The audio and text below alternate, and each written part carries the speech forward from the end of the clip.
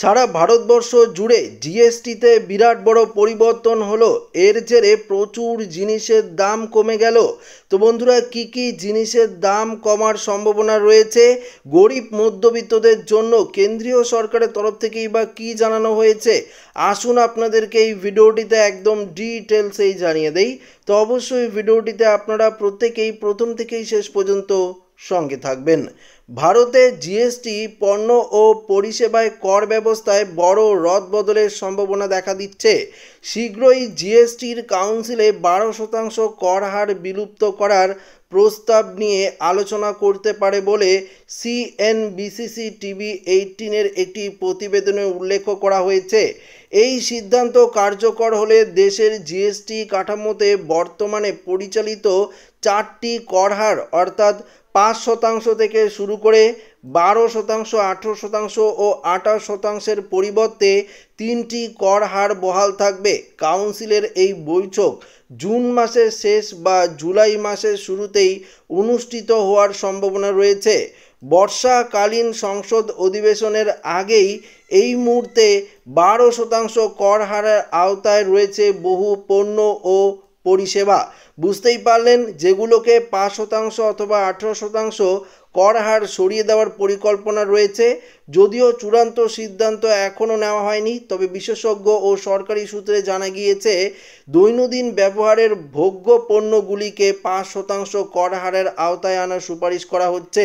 তো বুঝতেই পারলেন, দৈনন্দিন যে আমরা ব্যবহার করি সেই সমস্ত জিনিসের দাম কিন্তু এবার অনেকটাই কমে যাবে। কিছু প্রযুক্তিগত পরিষেবা বা ব্যয়বহুল পণ্যকে 18% কর হারে রাখা হতে পারে। তবে আপনাদেরকে জানিয়ে দিই কোন কোন জিনিসের দাম কমতে পারে। দেখুন, এখানে পরিষ্কার বলেছে যে প্রসেস ও প্যাকেটজাত খাদ্য যেমন মাখন, ঘি, চিজ থেকে শুরু করে ফলের রস, জ্যাম, জেলি, ভুজিয়া, অন্যান্য নোনতা খাবার জিনিসের দাম কিন্তু পরিবর্তন হবে, অর্থাৎ কমে যাওয়ার সম্ভাবনা রয়েছে।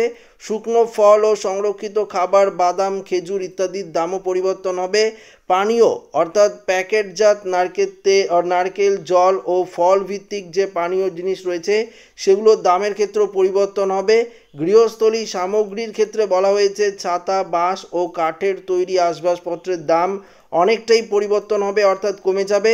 পাশাপাশি স্টেশনারি ও আনুষঙ্গিক পণ্য যেমন পেন্সিল, ক্রেন থেকে শুরু করে জুট বা তুলোর তৈরি ব্যাগের দাম কিন্তু কমে যাবে। অন্যদিকে জুতো, দেখুন এখানে কি বলেছে, 1000 টাকার নিচে মূল্য জুতো কিন্তু এর ক্ষেত্রে অর্থাৎ দাম পরিবর্তন হবে। বিভিন্ন রোগ নির্ণয়ের জন্য ব্যবহৃত কিট, চিকিৎসা ক্ষেত্রের ক্ষেত্রেও পরিবর্তন হবে। মার্বেল ও গ্রানাইটের দামের ক্ষেত্রেও কিন্তু অনেকটাই কম হওয়ার সম্ভাবনা রয়েছে। পরিষেবার জন্য কি বলেছে, দেখুন এখানে পরিষ্কার বলেছে দৈনন্দিন ভাড়া, হোটেলের ক্ষেত্রে দৈনন্দিন ভাড়া 7500 টাকা পর্যন্ত হলে সেই ক্ষেত্রে জিএসটির পরিবর্তন হবে। বিমান অর্থাৎ বিমান যাত্রার ক্ষেত্রে ইকোনমিক ছাড়া অন্যান্য শ্রেণীর যাত্রার ক্ষেত্রে পরিবর্তন। পরিষেবা অর্থাৎ নির্মাণ পরিষেবা, নির্দিষ্ট কিছু নির্মাণ প্রকল্প রয়েছে সেই ক্ষেত্রেও পরিবর্তন হবে। মাল পরিবহনের কিছু নির্দিষ্ট পদ্ধতিতে পরিবর্তন হবে। নির্দিষ্ট কিছু টেকনিক্যাল ও বিজনেস পরিষেবার ক্ষেত্রেও কর ছাড়ের পরিবর্তন রয়েছে। এই পণ্য ও পরিষেবাগুলি 5%, 18% কর হারে ভাগ করে পুনর্বিন্যাস করা হলে কিছু পণ্য সস্তা হবে, আবার কিছু পণ্যের দামও কিন্তু বাড়বে। তো বুঝতেই পারলেন, বেশ কিছু জিনিসের দাম বাড়বে এবং বেশ কিছু জিনিসের দাম কমতে চলেছে জিএসটির যেই পরিবর্তনের ফলে, যা সরাসরি সমস্ত গরিব মধ্যবিত্তদের ওপর প্রভাব পড়তে চলেছে। তো আশা করি ভিডিওটি প্রত্যেকের ভালো লেগেছে। ভিডিওটি ভালো লাগলে লাইক করবেন, বন্ধুর সাথে শেয়ার করবেন, নতুন হয়ে থাকলে চ্যানেলটিকে সাবস্ক্রাইব করে নেবেন। ধন্যবাদ।